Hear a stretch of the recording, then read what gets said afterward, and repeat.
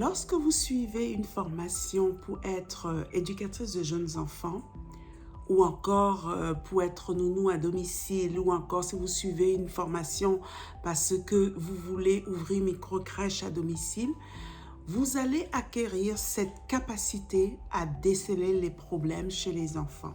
Comment cela? Avant de répondre à la question, je vais me présenter une fois de plus. Je m'appelle Rachel Simène.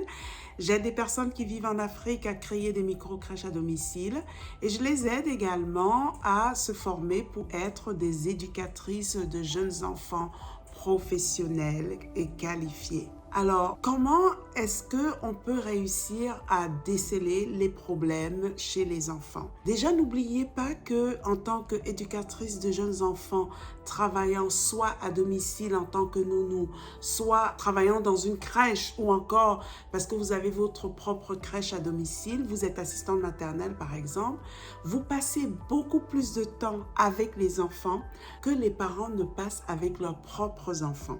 D'accord? Et tout ce temps que vous passez va vous permettre de déceler certains problèmes. Et comment est-ce que vous allez déceler ces problèmes-là et pourquoi vous allez déceler?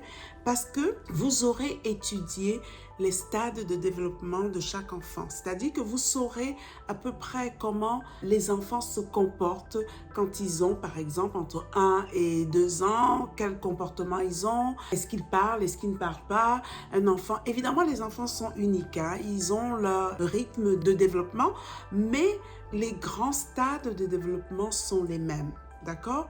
Donc, lorsque vous vous occupez des enfants, parce que vous aurez appris les stades de développement, vous serez capable de déceler par exemple que tiens, tel enfant, il a un retard au niveau du langage. Bon, c'est peut-être pas un retard qui est grave, mais il y a un petit retard quand même. Alors, s'il y a un retard au niveau du langage, comment faire pour stimuler le langage? Vous serez capable de le faire parce que vous aurez suivi la formation.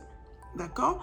Vous serez également capable de déceler que cet enfant souffre peut-être d'autisme, d'une forme d'autisme. Vous savez, il y a tout un spectre d'autisme. Alors, vous serez aussi capable, parce que vous aurez étudié les différents signes d'autisme chez un enfant. OK? Vous serez capable de détecter peut-être un retard au niveau physique, au niveau langagier, au niveau intellectuel, au niveau social. Donc, la formation que vous allez acquérir va vous permettre de sceller cela. Alors, vous imaginez qu'un parent qui embauche une nounou formée sera ravi d'avoir ce genre de personne, d'accord? Parce que vous savez, comme je vous dis, les parents, ils quittent tôt le matin, ils rentrent tard le soir, ils sont fatigués, ils n'ont pas forcément le temps de déceler ces problèmes-là. Je me souviens, quand je travaillais en crèche, il y avait un petit garçon, j'avais remarqué que si je ne le regardais pas quand il parlait, je comprenais rien à ce qu'il disait. Je comprenais absolument rien à ce qu'il disait.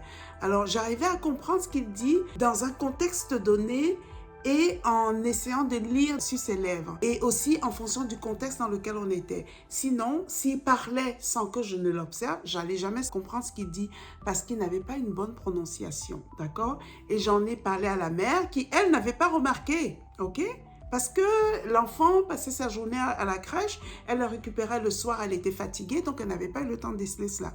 Alors, vous imaginez bien qu'un parent qui a une nounou qualifiée ou un parent qui travaille dans une crèche où les éducatrices sont formées, où les éducatrices arrivent à déceler cela, les parents seront ravis. Évidemment que ce n'est pas toujours facile à accepter par les parents, mais au moins le parent est informé qu'il y a peut-être un problème avec son enfant. D'accord? Et au cours de la formation que nous offrons, nous montrons aux personnes comment observer les enfants, dans quel contexte ils peuvent observer les enfants. Nous fournissons aux étudiants différents outils d'observation. D'accord? Et également, la formation d'éducatrice de jeunes enfants permet également de déceler les problèmes de maltraitance. Et vous savez, il y a plusieurs formes de maltraitance. Il n'y a pas que la maltraitance physique. Il y a aussi la maltraitance affective, qui est la pire d'ailleurs de toutes. Vous pouvez réussir à déceler cela. Un enfant qui est replié sur lui-même, un enfant qui sursaute à chaque fois que l'éducatrice, par exemple, s'approche de lui, ou alors qu'il le touche, il a peut-être peur qu'on va le frapper, ou alors un enfant qui arrive très sale. Ça, c'est de la négligence aussi, c'est la négligence physique. Les enfants qui arrivent très sales tous les matins, vous voyez, il n'est pas changé du tout, il y a toujours de la morve, il arrive le matin, il est plein de caca ou il est plein de pipi. Vous savez? Et quand vous étudiez le développement du jeune enfant, vous arrivez à déceler cela. Et ceci est très important lorsqu'on travaille avec les jeunes enfants. D'accord? Donc ça, c'est les avantages à se former. Et si vous développez toutes ces compétences, vous aurez beaucoup de chances d'être embauché dans une crèche. Et si vous avez votre propre garderie, les parents ne pourront que vous faire confiance. Vous imaginez le parent qui va faire votre publicité, qui va dire « J'aime bien cette dame-là parce que grâce à elle, j'ai pu détecter que mon enfant avait un retard de langage. J'ai pu détecter que mon enfant avait peut-être un problème d'autisme. » Donc ça ne peut être que positif pour vous. Voilà. N'hésitez pas à partager la vidéo, n'hésitez pas à vous abonner à la chaîne et puis n'hésitez pas à me laisser des commentaires si vous avez des questions ou si vous avez des remarques. Ok? Merci beaucoup et à la prochaine vidéo.